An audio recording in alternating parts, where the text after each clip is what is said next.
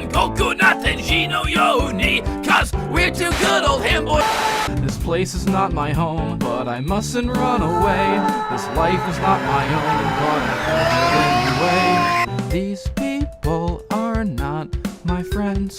This existence needs to end. Where's the exit? I don't know.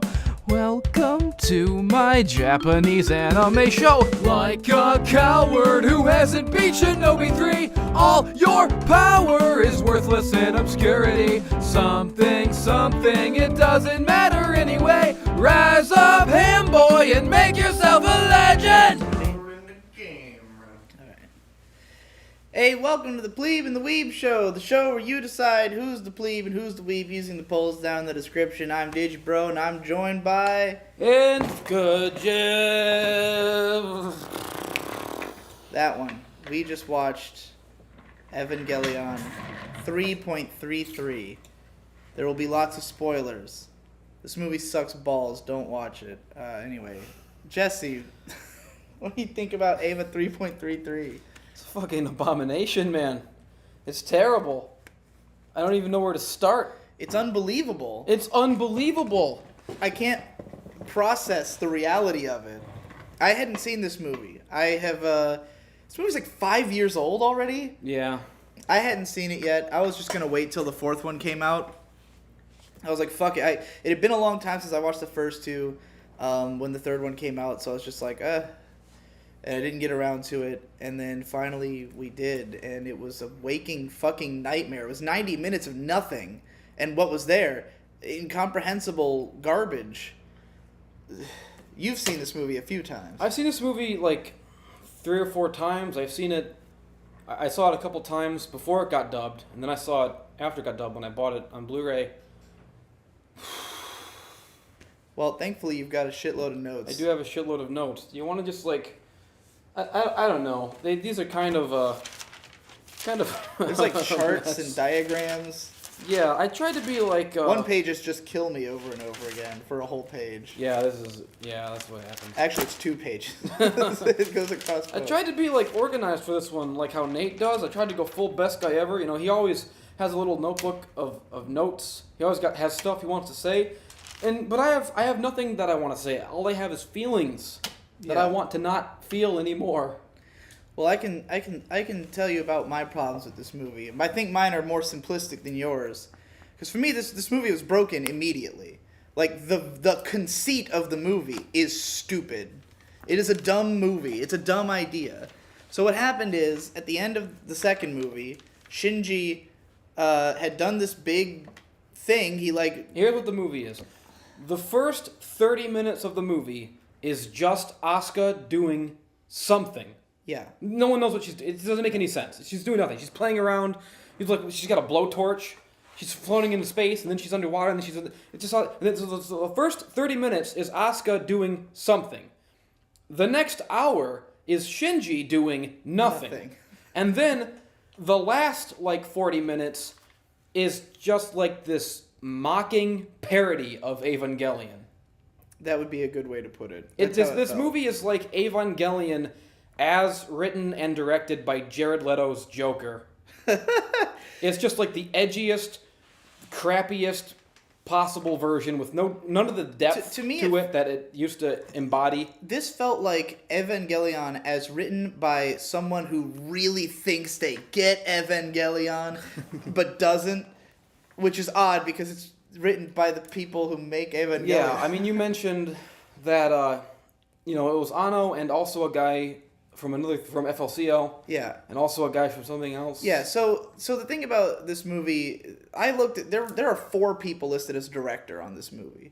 Hideaki Anno and Kazuya Tsurumaki are the two, I'm pretty sure they directed the first 2 together. Anno obviously made Eva. He made all the everything he's ever made is amazing except for this movie. It's amazing, all right. And Kazuya Tsurumaki, who was Anno's protege, directed Fooly Cooly, Die Buster, and that's basically it. But the feel of the Eva movies is much more Tsurumaki's kind of feel than Anno's. Like, everything's really big and epic, and there's cool, badass moments. And, like, when you watch Die Buster and FLCL, there's those moments where, like, you know, someone rips off their chains, and there's a big pan-out explosion, and the robot rises up, and it looks all cool. That's Tsurumaki, and that's what the Eva movies feel like. But then this one also has a director credit to Mahiro Maeda, who was the director of Gankutsuo, I believe, and he's done a lot of visual arts for all kinds of stuff. He was a visual artist on fucking Mad Max Fury Road. Lots of stuff. And the way that this film uses tons and tons of CG and the way that it just feels like an art design movie. Like, so much of this movie is just like, here's a cool looking thing. It doesn't mean anything, but it's a cool looking thing. And it's in CG. That's very Mahiro Maeda. So, like, it feels like all three of them on this movie, except it feels... There's nothing in this felt like Anno. It really did not feel like anything he's made before. And God, the writing is dog shit. The writing is fucking dog... There's a thing that Asuka says near the beginning. I wrote it down because this is, like... Cringeworthy. It's not... It's like something that you'd see in, like, Inuyasha or some shit. Some anime that dweebs watch. Not Maeva. Asuka, you know, Shinji's there. He's, what's happening? I don't know. And Asuka, this is the only explanation that Shinji gets for what's happening, because he doesn't know. He's been in a coma for 14 years. Mm-hmm. The only explanation that he's given is Asuka saying, I can't do it. I won't stay back. I can't hold it in any longer. A whole lot of pent-up anger and sorrow. And then she starts cutting her wrists open right in front of him. She starts, you know, she's got Linkin Park, shows up and starts playing. The whole band. Well, the whole movie, it has, like, anime dialogue. Yeah. Which I don't think of when I think of Evangelion. Everything is so, cringeworthy in this. And beyond anime dialogue, it really does feel like a Linkin Park song. And, like... weird, edgelord, faggot dialogue. People have talked about this movie as being, like, this deconstruction and shit. And, like, I mean, people have said that about Eva forever, which I don't even think is right. But, like... This is a deconstruction of Evangelion, because Evangelion is good, so they made a bad. The second movie, Shinji becomes, like, a big damn hero in a way that he never was before, right? And in this movie, they kind of, like, the way that people analyze it, they say, well, Shinji is, like, being punished. It's showing that, like, that didn't work, that, like, he was naive. But, like, the movie itself is explicitly stating that over and over again, but it gives no reason for why. At no point does someone say, Shinji, what you did was, like idiotic because of this. Everyone just constantly tells him, you're so naive. You're such an idiot. God, how can you be so naive? Yeah. What did he do? Fucking, like, Mari yelling at him at the end of the movie, like, you just gotta stop being so damn naive and do all the things that no one explained to you. Yeah. Like, okay, the central part of this movie that makes it completely unwatchable to me is that, like, it takes place 14 years in the future. Shinji's been in a coma the whole time. He wakes up, the whole world is fucked. Nobody's left alive except for Nerve and this Misato's got, like, an anti-Nerve group, and that's it. And everyone blames Shinji and won't explain anything to him, and they're all assholes to him, and it doesn't make any fucking sense. Yeah. Why would they act like at the end of, you said yourself, at the end of the second movie, Misato was cheering Shinji on. Yeah. She's like, Shinji, do it! Kill that fucking angel! Yeah, do the thing you're doing. He does the thing everyone wants him to do. And then in the third movie, everyone's like, it's all your fault. You were so naive. You caused this third impact. You're the problem. And no one explains to him why, what he did wrong. They all just blame him. And it's been 14 years. No one's changed. No one looks different. No one acts different. Other than that, they're all assholes now. Is it trying to... I can see if it's trying to say that, like, they've gotten so cold from living in this post-impact world for the last 14 years. It's been so hard. Of course, they're angry at him or whatever. But Misato already lived for 14 years in a post-impact world. She grew up in it originally, and she grew up into, like, the most kind, compassionate, complex character in the show. So then all of a sudden in this, she's like, Shinji, I'm gonna put a collar around your neck, and if you fuck up, if you don't do what I say, but I'm not gonna explain what I'm saying, I'm not gonna explain anything, just do what I say, you little shit, or I'll blow your fucking head off. Misato in this movie has gone from like the most compassionate character in the series to Amanda Waller in fucking Suicide Squad. She's literally like putting bombs in people's necks and saying, "Do what I fucking tell you to, or you're gonna get a goddamn spanking." She's not Ma Misato. None of these characters are Ma anything. They're all wrong. The way that the whole 14-year time skip doesn't work at all. No, because this it makes movie, no fucking sense. all of the character development is wrong. I think this movie like has the wrong idea of what character development is, because Misato has like grown in this direction that doesn't really make sense. Maybe it would make sense if they had shown it, but they didn't. No. So, but then other characters like Asuka, who this is 14 years later, she's 28 years old. She hasn't changed at all. And I'm not just saying about her looks, because she still looks like a teenager, and they try to like hand wave that away with like, oh, it's the curse of the Avas, whatever, because I'd heard they couldn't have her not be a fucking lolly. I knew a bunch of spoilers for this movie. I've seen all the important moments in GIFs. I've heard people talk about it, and I'd heard Asuka. It's 14 years later, but the main characters don't age. I thought there'd be an explanation. There's not. She literally just says the curse of the Avas, and that's it. That sentence. That's the only Why do you still look like yourself if it's been 14 years? Boy. The curse of the Avas. Nothing Oh, gee, else thanks, Asuka. said. I guess that explains Yeah, everything. okay. Well, it's not just that, that she looks the same. At least they have at least one sentence explaining that. But her personality is exactly the same as it was 14 fucking years ago. Think back, everyone, to 14 years ago. The person you were 14 fucking years ago. Were you anything like you are now? No. And you didn't have to grow up. You didn't have to spend the last decade in a fucking post-impact world. So much of what made Asuka the way she was that she was 14. Yeah, she's a petulant little brat. Yeah, she wants to be older. She wants to be treated as an adult, but she doesn't act like an adult. In this movie, she's fucking almost 30. And she's still a petulant little brat. Mm-hmm. All she does is just get angry and yell a lot. That's her whole character. Yeah, and even if you tried to, explain like, well, maybe the curse of the Avas, maybe they're not developing emotionally as well as not developing physically. Okay, could be. So maybe she's not developed emotionally, but still she'd have experience. 14 years of experience. She would not be the same fucking person. Half the characters have become totally new characters, and the other half of the characters are like weirdly the same. Yeah. And God, just the whole 14 years thing is just I can't handle it. Like I'm looking at Misato doesn't look any older. Ritsuko looks the same. She just has a haircut. These two should be like pushing 40 at this point. Yeah. They should look older. Toji's little sister is now a character in this movie. She'd only ever been talked about before. We never saw her.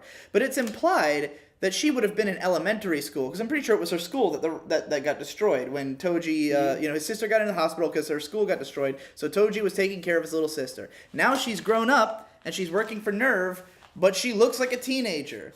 But 14 years have passed. She should be like 21. She should be in her 20s, and she's just like a cute little kid. Like, she's Shinji's age now. Haha, Shinji was asleep for 14 years. Now Toji's sister's his age, except that would only be 7 fucking years. It doesn't matter. It's just a whole bunch of bullshit. It's all a bunch of gay crap. It's gay crap. It's a crap. It's so bad. Stick your dick in crap. Fucking poop. And nothing happens.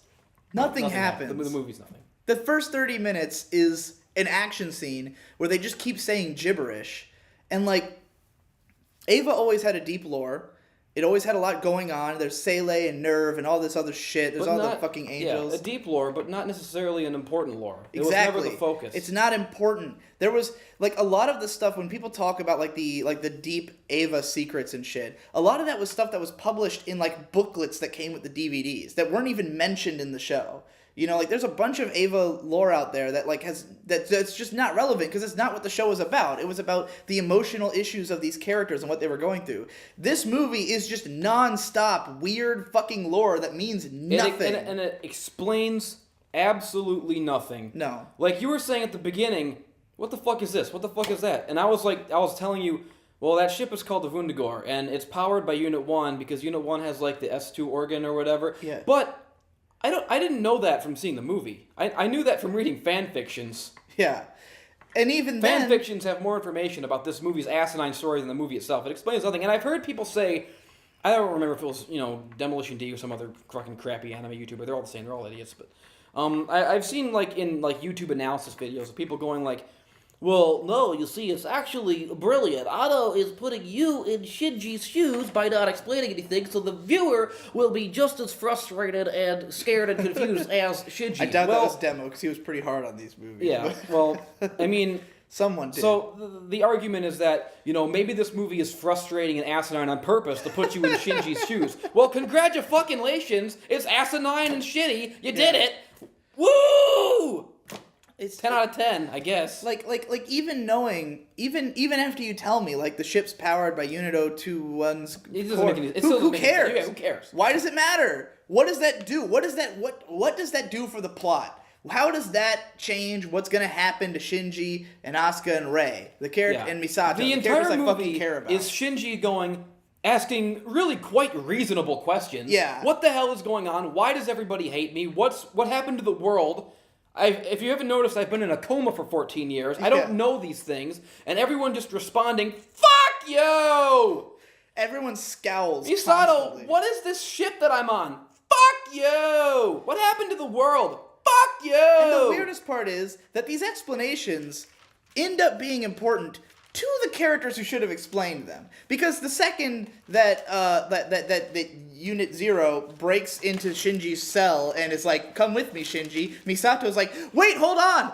Let me give you all the exposition I ignored earlier because it's really important that you stay with me. And Shinji's like, maybe you should have said something 15 minutes ago. I'm going with Rei. Bye-bye. Peace. The answer to every question in this movie is just because. There's Asuka turns into a dog at the end of the movie. Oh my god! I'm not even... What the fuck was that? She just turns it... And... Why does Asuka turn into a dog? Well, Asuka turns into a dog now. It's her thing. It's what she does. Why would an Ava turn into a dog? I get that she went beast mode in the second movie, right? Right. I get. Why a dog? Why is it a dog? If it had been... Was it a dog or was it more like a panther or like a cat? If it had been a gorilla, I would have been okay. If it had been some kind of monkey suggesting that she's devolving into the proto-human, well, that humans that's one evolved thing. From dogs. Of course. Even the stuff they try to explain, they explain in a way that makes it worse than if they hadn't explained it. Because, there's, this, extended 20-minute sequence where they're down in, Terminal Dogma or something. Yeah. Shinji's trying to get the fucking Lance of Longinus, yeah. which is how they pronounce it in this movie. Not the Lance of Longinus, the Lance of Long Vaginus. Yeah. And Kaoru is going back and forth with himself. Kaoru is sitting next to Shinji, and I wrote down Kaoru's exact quote here. This is exactly what he said in the movie. Take the lance. No, don't take the lance. No, take it. Let me take your lance and my gates of Goth. Blah, blah, blah, blah, blah. But don't take the lance, bro, but take it. Lol, it's just a prank, bro. Okay, bye. And then his fucking head explodes. And Shinji's just sitting there what? Completely accurate. He really does. He just keeps Kaoru's just sitting there for 20 minutes. Everyone's fighting, and he's like, yeah. He's in the middle of a battle. There's supposed to be 2 lances, but if there's 1 lance, that means I'm the 13th angel. What is the Gate of Goth? What the hell is the Gate of Goth?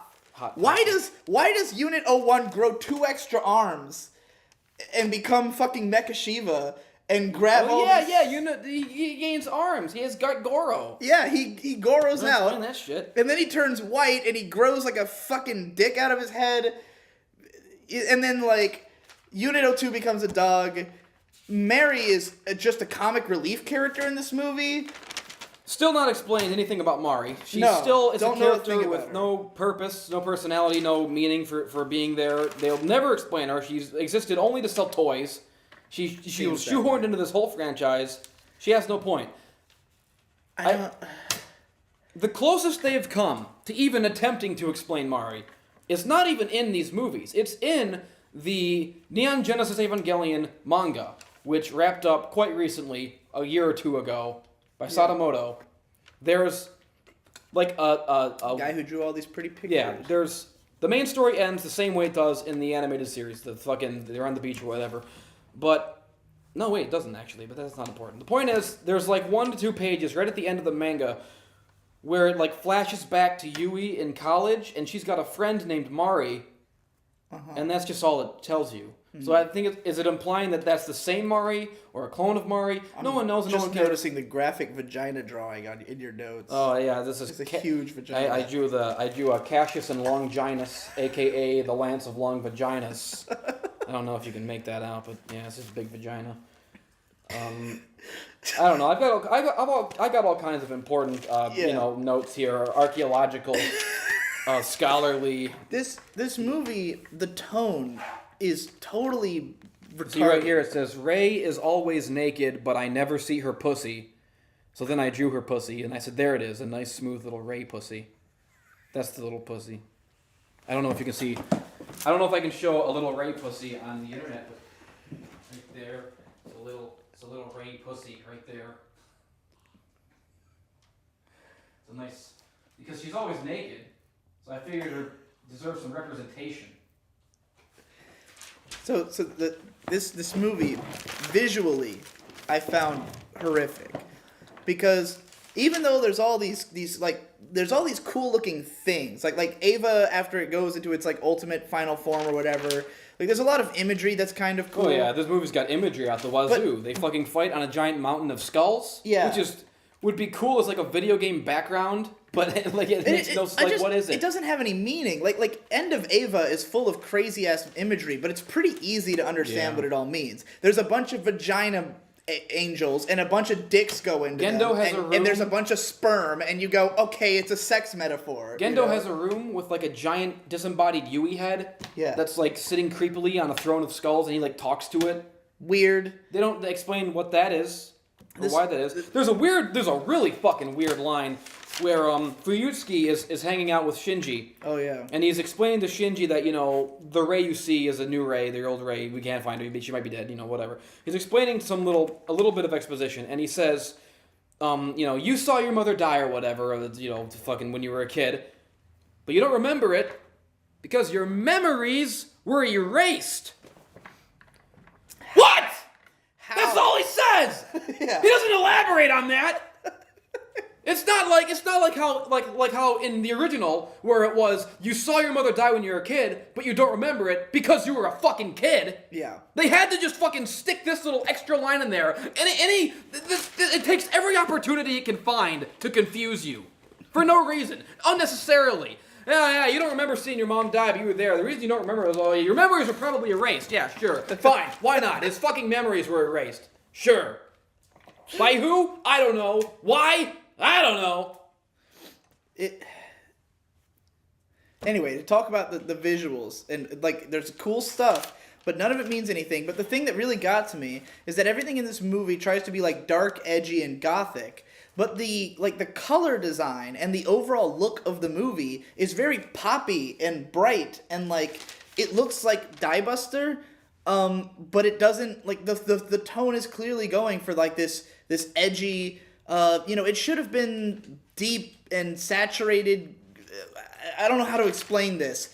It looks like cartoony, but the tone is the opposite. Like, the way they drew it is so sleek and modern and new, and everything's CG and computerized and clean, and yet the imagery is grotesque, and it should be dirty and grungy and just, have more of that element. It would look better hand-drawn, or less abundantly digital, because it's way too clean for the tone it's going for. And then you've got scenes where, like, there's these blood rains, but it's all, like, goofy looking, the blood just looks like paint, and Kaoru's head, at one point, like the most dramatic moment in the movie, Kaoru's head fucking explodes, and like less than 10 seconds later, Makinami Mari is running, and her tits are just like bouncing all over the place, and she's like, Asuka, what are you doing? We gotta get the robot, and what is the tone of this movie? Like, if you're gonna make a dark, edgy film, do that. But they didn't even attempt. Nobody's motivations make any sense. I mean, Misato puts this collar on Shinji that'll blow his head off if he doesn't do what he says. But there's a scene where he's flying away and she can't bring herself to activate it because she's Misato and she still likes Shinji. I mean, she still cares about him enough to not want to blow his head off, even though she threatened to. But like, why would you would have known that you couldn't do it when you put the fucking collar on him. Yeah. Idiot. And then Idiot. They're all idiots. And then Kaoru, later on in the movie, in order to convince Shinji that he should pilot the robot, just takes the collar off of him. He can do that. He can just magic the collar off. For some reason, Shinji can't take the collar off him, but Kaoru just can. Kaoru can. And so Kaoru says, Shinji, yeah, you can pilot the robot. I'll take on the burden myself. And puts the collar on himself for no reason. Throw it in the fucking garbage, you asshole! Get rid of it! You idiot! Why does he need it? Stupid! I thought at first, when that happened, I thought, okay, maybe he's planning to die to trigger something in Shinji. But that is not the case. In the final scene, Kaoru realizes that he's the angel, and it's like, oh, fuck. You know, like, he didn't expect that this was going to end up the way it did. He didn't expect to die. Why did he put the collar on? There's no reason. There's no reason at all this should have been necessary. You can say whatever you want about like what it meant to symbolize, about him taking on Shinji's sin or whatever. There's no reason he had to put it on. Why did Shinji let him? Why didn't Shinji say, that blows up, so don't wear that, you know? Yeah. Or like when he put it on himself, why didn't Shinji go, whoa! Why on you? And then Kaoru go, oh, because I'm gay. And then Shinji would be like, but... and Kaoru would be like, it's too late, buddy. I'm gay. So, Rei in this movie, she's not the original Rei, she's a new Rei, which means that we get to see Rei have the same character arc that she has constantly, over and over again. So she doesn't remember who she is anymore. She's back to sort of being a blank slate. Shinji tries to get her a bunch of books. He goes, Rei loves reading books. This is the conversation. I actually wrote down the conversation word for word here, because Rei doesn't read the books that Shinji gets him, and Shinji throws a little tantrum. He goes, you didn't read your books. You are not Rei. I hate you because the real Rei read books and was cool. You are hashtag not cool and hashtag not nice. You are hashtag not Rei. You have no emotions and I hate you. I miss Rei. I hate you. You're always naked but I never see your pussy and I'm sad. And then Rei responds, I am Rei, but I'm the new Rei. I don't read anymore. I don't have a personality anymore. I'm sorry, maybe I do have a personality. I'm confused. Now you fucking unzipped me. Shit. The characters in this movie mean nothing. They mean nothing. Because it all reset. Like, the way this movie is portrayed, like, the way the 14-year time skip happens, it's like, these are not the people we know anymore. This is just a new movie. Like, you might as well just throw out the whole old thing because the whole situation's different. Everyone's in a different place. Rei is literally a new Rei. Asuka and everyone else is 14 years older and they act completely different. We don't know why. So what this movie had to do was to reintroduce these characters and make them interesting. And instead, it does nothing with them. They all are just there. None of them make sense. None of them do anything. Why did there have to be a new Rei? I mean... Why'd there have to be any of this? The whole point of the end of the last movie is that he saved Rei, but he didn't. I mean, it would... I don't know. It seems like more interesting to me if it was he did save Rei at the cost of fucking up the world. Right. But in this one, Rei died and he fucked up the world. And because it's a message about how saving people's bad. Well, it just leads to having to see the same Rei arc over and over again. Why can't we keep? But now in like 3 lines of dialogue. Yeah. Like spattered throughout this little 90-minute movie. Like holy shit! Just have her move her forward. She's fucking this. And I don't like it. The first Rebuild film... I'm sick and tired of seeing that arc. Yeah. The first Rebuild film covered the first 6 episodes of the show, and it covered them reasonably about as well as the show did. There was not a lot cut from that, right? The second stretch covers a huge span of stuff that happens in the show. It's like everything from episode, 7 to 15 or 16. Yeah. It's changed around a lot, but in a way that made sense and was narratively coherent. This movie had exactly as much content as just episode 24 of Eva. Stretched out into 90 minutes, nothing that's new is worthwhile. Everything that should be the same is not, and everything that could be changed is not. Exactly. They ruined every possible opportunity to do anything interesting or new, and they also squandered every opportunity to keep what was good about the old one. In the original show, Rey's entire character arc was slowly coming out of her shell, Right. and then when she dies and gets replaced and loses all of that, it's a gut punch to Shinji. To her, she's fucking depressed about it, because she can tell that she's missing something from herself, and it's a gut punch to the viewer, and that worked in the old show. But just why would you do that over again when you're doing a new one? Kaoru makes no sense in this movie because he's just there to be Kaoru. He's just there to have a small dick and make people annoyed. Like, the thing about... Like, I loved Kaoru in the original show, not because of the character, but what he meant, which is that Shinji's at this point where he spent the whole show trying to make connections with people, but because everyone else is now fucking broken, none of them are around. He spent this whole... Like, he kind of became friends with Misato and Rei and Asuka, but now Rei's dead. Asuka's fucking mind raped in a fucking bathtub in Germany. And Misato is, because Kaji died, she's lost her... The bathtub's in Japan. Either way, Misato's, crying really because Kaji's dead. So everyone's fucking off doing their own thing, and Shinji's just lonely and sad, and all these connections he's formed have disappeared. And then this guy shows up who's just really nice to him, and Shinji, who is so desperate for human connection, just completely goes gay for this guy. Yeah. Because someone is showing any interest in him, and it's all he wanted. But in this movie... That's such a, the difference is so dramatic because it's no longer the same people that he once knew. And Kaoru in the show knows that he's an angel. Yeah. And his arc is that he's inquisitive and he decides Likes to give humans, thinks they're gives humanity a interesting. chance because he gets to know Shinji. Yeah. Which is interesting. And this... He doesn't know he's an angel, or does he's just a little gay boy in this. He just tells He's Shinji just a little hey, boy. come play piano with me. Which, by the way, Shinji for no reason knows how to play piano.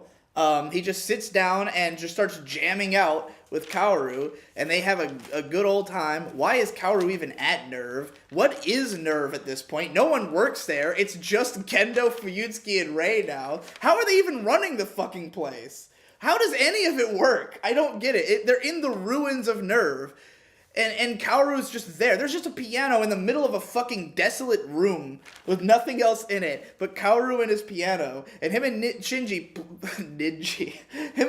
just play piano all day, and then Kaoru dies. None of the subtext of the original is there. None of the nuance of it. It's just Kaoru. Just it's all they remembered about him was that he was a gay boy who Shinji liked. There's none of the same reasoning behind why he would be there. Now I had heard that part of the reason this film took so fucking long to make it to the U.S. because it only came out last year, right? Yeah. And it was almost 4 years that this movie hung around. The Japan only release, and it took Funimation forever to get it out here. I had heard that the reason for that was that the initial dub that they had prepared, Ano and Kara were so dissatisfied with it that they rewrote it for them. They redid the writing and made them rewrite it. Then why did they rewrite it bad? Yeah, that's my question. Because one of the early things that we noticed that was weird and stupid is that Asuka refers to Mary as four-eyed crony. Four-eyed crony. Which is a really weird thing to say. Really It doesn't weird. Flow. No. I think in the subtitled version, I think she just calls her Four Eyes or something. What's wrong with Four Eyes? It's probably Megane something. She probably calls her glasses crony as opposed to Four Eyes crony. But I mean that would be that so easy to localize and translate. Yeah. Just say Four Eyes. Exactly. Four-eyed know. crony sounds weird as shit. The original show, which was dubbed 20 years ago, doesn't have these weird problems. It doesn't have lines that sound awkward like this. I don't get it. I don't like it. It's bad. There's a lot of weird, awkward lines. It's just such a shame, seeing all these new designs. Imagine if there was a cool version of this movie where Toji's sister shows up and is a total cutie. And you'd be like, oh man, what's she gonna like at the start of the movie? I'm like, hey, wow, that's Toji's sister. How cool. What's she like? She's there for like 5 minutes and then just completely doesn't show up again. There's some cute, big-lipped, pink-haired girl on the bridge. Never learn anything about her. She's just on the bridge. There's a bunch of new people on the bridge. Don't know anything about any of them. Misato just stares into the distance with sunglasses on through the whole fucking movie. Never says anything. Never does anything Misato-like. Ritsuko just dumps exposition. Gendo doesn't do anything. He's got a visor now. Everyone wears visors now, I guess. That's the future. I don't know. None of the new technology makes sense. It's all just shallow, vaguely cool-looking, surface-level bullshit trying to distract you from the fact that nothing makes sense and everything is garbage. Oh, Gendo has a cool space visor now. Oh, Misato is dressed like M. Bison. I guess that's interesting. Really reminds me of, like, the way that people talk about, like, the new Star Wars and how, like, those movies just, like have, oh, there's a lightsaber that now has a chew on the side. It's like that, but without even trying to make a story that makes sense out of it. It's just a lot of Eva iconography updated a little bit so there could be a whole bunch of new toys made out of it. Like if all the characters, if it's 14 years later, all the character designs are going to be different. So now we can roll out every toy we've ever made. We can make a new version of all those toys. Now you got to buy Asuka with the eye patch. Now you got to buy Rey, but she's wearing black for no reason. Shinji's like, oh, black, that's an odd choice. Yeah, there's literally no reason she's wearing black other than let's give her a new design. Everyone else is aged up, but she's just another Rey clone, so just put her in a different costume. Put Shinji in a black costume. Put Kaoru in a black costume. Hey, let's get Makinami Mary. She was mostly the same, but her mech is, different now. Everyone's got different mechs. There's 3 different versions of Unit 2 now. You got the dog version, you got the Berserk version, you got the regular, you got Unit 1 that's got 4 arms, and you've got Unit 1 that's white and has a giant dick coming out of its head. Then you've got it when it's got the angel wings. They show it in like 5 different stages of transformation. That's 5 different toys right there. How many fucking model kits could you possibly make out of this movie? What about the giant fucking battleship with marionette strings? Never explained that, by the way. Why the battleship has marionette strings and a bunch of other boats like floating alongside it. That makes no fucking sense. It's got a giant rib cage inside of it. Whatever. Terminal Dogma. It's got a mountain of skulls and a big fucking baby with 2 spears. Now there's 2 spears. Have your, buy the spear add-ons to your fucking toys. Just buy shit. Just make as much shit that we can make toys out of so you can buy it. I can't find the exit. I can, parentheses, not find the exit.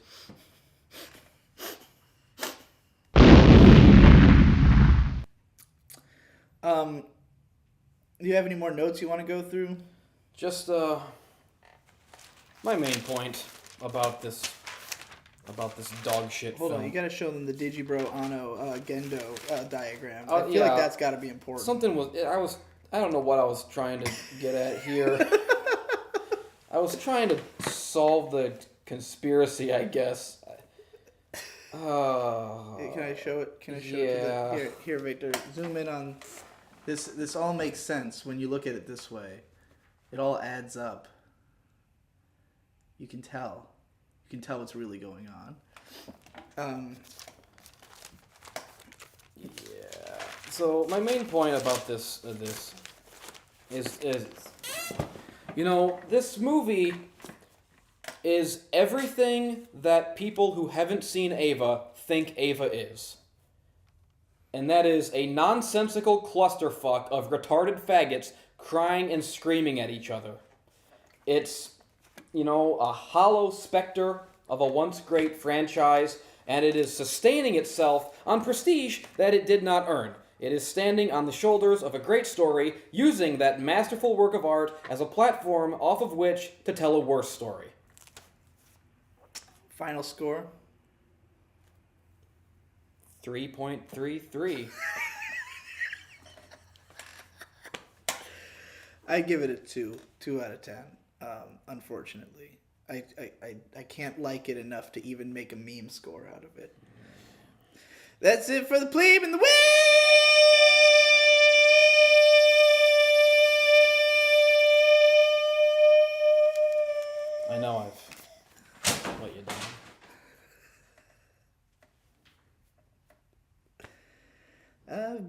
fool to myself. I thought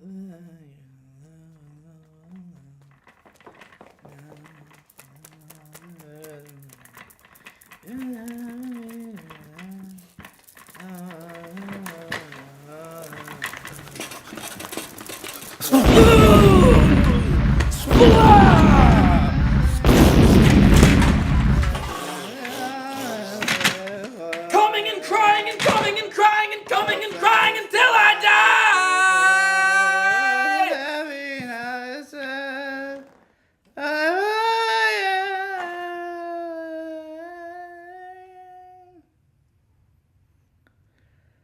I wish that I could turn back time, 'cause now the guilt is all mine.